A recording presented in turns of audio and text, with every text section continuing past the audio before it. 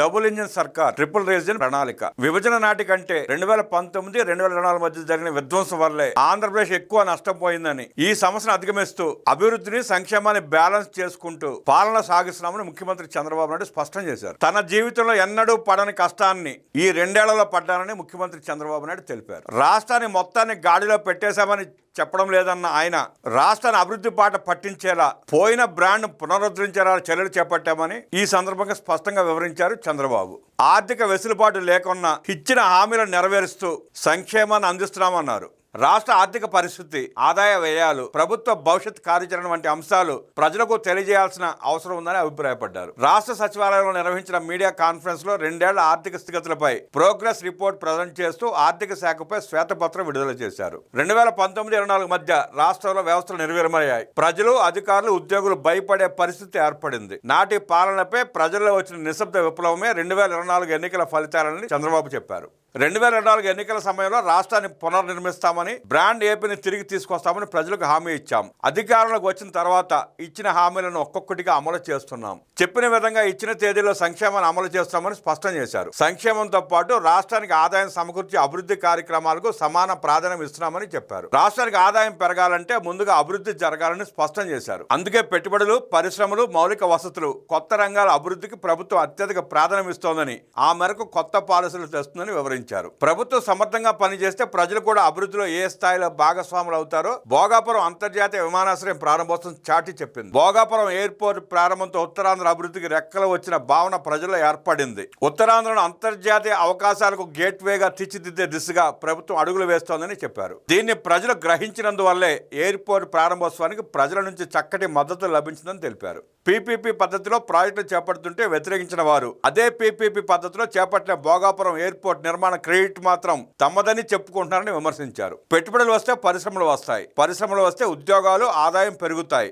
ఆదాయం పెరిగితే మరింత సంక్షేమం, అభివృద్ధి సాధ్యమవుతుందని చంద్రబాబు వివరించారు. 2019-24 మధ్య రాష్ట్రాన్ని విషవాలయంలోకి నెట్టారు. రోడ్లన్నీ గుంతలమయమయ్యాయని విమర్శించారు. గత 5 ఏళ్లలో రాష్ట్ర ఆర్థిక వ్యవస్థను దెబ్బతీయడంతో పాటు అభివృద్ధి వేగాన్ని నిలిపివేశారు. ఆదాయం తగ్గి ఖర్చులు పెరిగిన పరిస్థితుల్లో అప్పులు పెంచుకుంటూ వెళ్లారు. చివరకు రాష్ట్రం దివాళా తీసే పరిస్థితి ఏర్పడిందని వివరించారు. 2019లో వైసీపీ పరిపాలన ప్రారంభించిన తీరు ప్రజావేదిక కూల్చివేతతోనే స్పష్టమైందని పేర్కొన్నారు. కలెక్టర్ కాన్ఫరెన్స్ పెట్టి మరీ ప్రజావేదికను కూల్చారు. దీన్ని గర్వం అనాలా, మదం అనాలా, దీనికి పేరే లేదేమో అని ఘాటుగా వ్యాఖ్యానించారు. ప్రభుత్వ పాలనలో విధానపరమైన నిర్ణయాల కంటే విధ్వంసకర చర్యలకే గత ప్రభుత్వంలో ప్రాధాన్యం ఇచ్చిందని మండిపడ్డారు. 2019-24 మధ్య రాష్ట్రాన్ని అన్ని విధాలుగా వెనక్కి నెట్టారని వ్యాఖ్యానించారు. మౌలిక వసతుల ప్రాజెక్టులో పురోగతి ఆగిపోయింది. రోడ్ల నిర్వహణ సరిగ్గా లేక గొంతలమయంగా మారాయని తెలిపారు. శాంతి భద్రతల పరిస్థితి దెబ్బతినడంతో పెట్టుబడిదారుల నమ్మకం తగ్గిందన్నారు. పరిశ్రమలు రావాల్సిన చోట ఉన్నవి కూడా వెళ్లిపోయే పరిస్థితి ఏర్పడిందని, కొత్త పెట్టుబడులు లేకుండా పోయాయని పేర్కొన్నారు. రాష్ట్ర ఆర్థిక పరిస్థితిని గత ప్రభుత్వం తీవ్రంగా దిగజార్చిందని మండిపడ్డారు. నాటి ప్రభుత్వ నిర్వాహకం వల్ల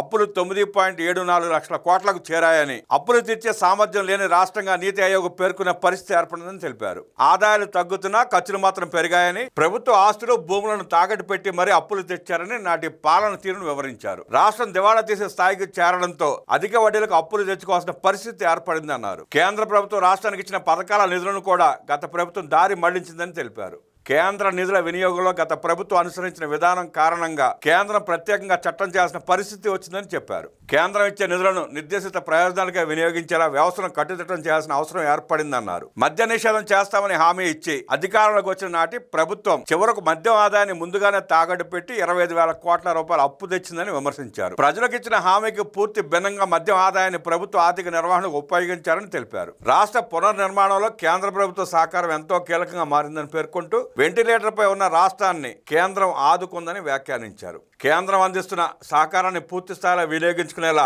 రాష్ట్ర ప్రభుత్వం సిద్ధంగా ఉండాలని చెప్పారు. కేంద్రం సాయం అందిస్తే దాన్ని అందిపుచ్చుకుని అభివృద్ధిగా మలుచుకునేందుకు సిద్ధంగా ఉండాలని పేర్కొన్నారు. ప్రజలు ఇచ్చిన ఓట్లతోనే ఇదంతా చేయగలుగుతున్నామని చంద్రబాబు వివరించారు. అడవి పందులు పంటను నాశనం చేసినట్టుగా జగన్ ప్రభుత్వం ఆర్థిక వ్యవస్థను నాశనం చేసిందని ధ్వజమెత్తారు. కేంద్రం నుంచి వచ్చిన రెవెన్యూ లోటు నిధులను కూడా ముందుగానే ఖర్చు చేశారన్నారు.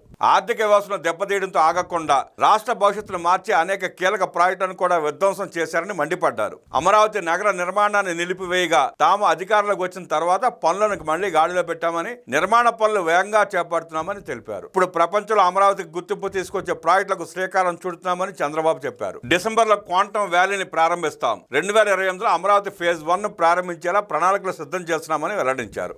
పోలవరం ప్రాజెక్టు పూర్తి చేయడం ప్రభుత్వ ప్రధాన లక్ష్యాల ఒకటిని స్పష్టం చేశారు. పోలవరంతో ఆగకుండా రాష్ట్రంలోని కీలక సాగునీటి ప్రాజెక్టులన్నింటినీ పూర్తి చేసేలా ప్రణాళిక రూపొందించామని తెలిపారు. 37,766 కోట్ల రూపాయలతో 36 ఇరిగేషన్ ప్రాజెక్టులను పూర్తి చేయాలని లక్ష్యంగా పెట్టుకున్నామని వెల్లడించారు. ఏపీలో డబుల్ ఇంజిన్ ప్రభుత్వం ఉందని, ట్రిపుల్ రీజియన్ ప్రణాళికతో అభివృద్ధి చేస్తున్నామని చంద్రబాబు చెప్పారు. అమరావతి, తిరుపతి, విశాఖ కేంద్రంగా ఎకనామిక్ రీజియన్ల వారీగా అభివృద్ధి చేపడుతున్నామని తెలిపారు. గతంలో ఇండియన్ స్కూల్ ఆఫ్ బిజినెస్ రాష్ట్రానికి తీసుకొచ్చామని, ఇప్పుడు ఇండియన్ స్కూల్ ఆఫ్ అగ్రికల్చర్ను ఏర్పాటు చేస్తున్నామని తెలిపారు. ఐఎస్ఏ ఏర్పాటుకు రిలయన్స్ ముందుకొచ్చిందని వెల్లడించారు. డేటా సెంటర్లు వస్తుంటే ప్రజలను తప్పుదోవ పట్టించే ప్రయత్నాలు జరుగుతున్నాయని మండిపడ్డారు. మాకెందుకు స్టీల్ ప్లాంట్, మాకెందుకు ఏఐ, మాకెందుకు డేటా సెంటర్లు అంటూ పేదరికంలోనే బాధపడాలా అని ప్రశ్నించారు. యువతకు ఉద్యోగాలు, ప్రజలకు ఆదాయం, రాష్ట్రానికి సంపద తీసుకొచ్చే పరిశ్రమలు, సాంకేతిక రంగాలను ప్రోత్సహించాల్సిన అవసరం ఉందని పేర్కొన్నారు. ప్రజల జీవితాలను మార్చేలా పబ్లిక్ పాలసీలు ఉండాలని అభిప్రాయం వ్యక్తం చేశారు. సంక్షేమం ఎంత ముఖ్యమో అభివృద్ధి కూడా అంతే ముఖ్యమని స్పష్టం చేశారు. మంచి రోడ్లు వేయాలన్నా, మౌలిక వసతులు కల్పించాలన్నా సంపద సృష్టించాల్సిందని తెలిపారు. సంపద సృష్టికి కొత్త మార్గాలను అన్వేషించడంతో పాటు పెట్టుబడులను ఆకర్షించే విధానాలు రూపొందించాల్సిన అవసరం ఉందని చెప్పారు. ఈ అంశాలపై ప్రజల విస్తృత చర్చ జరగాలని ఆకాంక్షించారు. పరిశ్రమలు వస్తే ప్రజల జీవితాల్లో ఎలాంటి మార్పు వస్తుందో కియా కార్ల పరిశ్రమల ఉదాహరణకు ప్రస్తావించారు. ఇచ్చిన హామీలను నిలబెట్టుకోవడం వల్లే ప్రజలు ప్రభుత్వాన్ని నమ్ముతున్నారని పేర్కొన్నారు.